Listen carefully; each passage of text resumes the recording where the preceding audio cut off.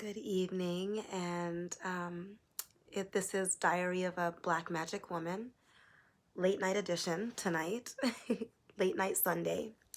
Um, I think I have a little bit heavier of a topic to talk about tonight.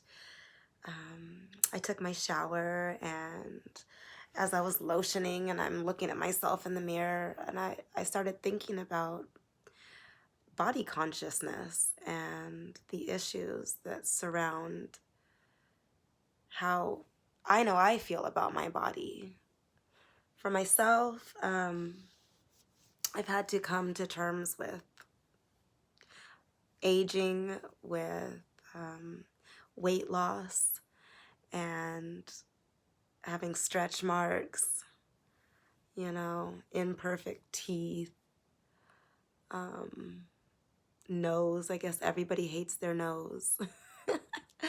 And I don't hate my nose, but I have issues with it. So, body consciousness.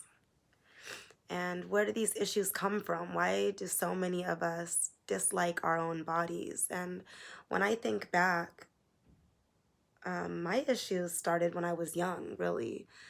When I was a child, I used to envision myself fainting on the ground, and then like I would zip off the outer layer of my body, and then like this gorgeous thin woman would emerge from out of the shell of my little plump body that was left on the ground. I don't know.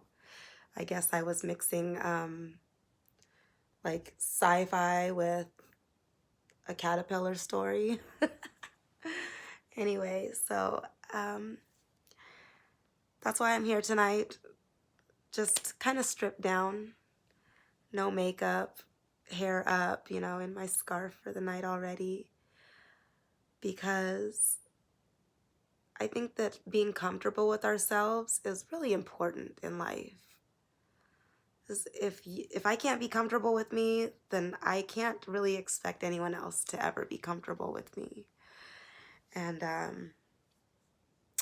so I guess one of the stories that I wanted to bring to my diary tonight is a story I've never really shared with anyone before. It happened when I was 18 years old. I was already a mother of a 2-year-old when I was 18, because I was a teenage mother. And my son was 2.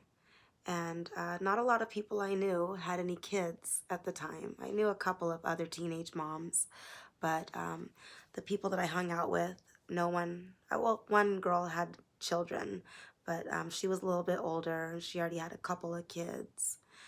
Anyway, some guys I was hanging out with, I think it was 3 guys, actually. I was at their apartment, and they held me down, and they lifted up my shirt so that they could laugh at my stretch marks on my stomach.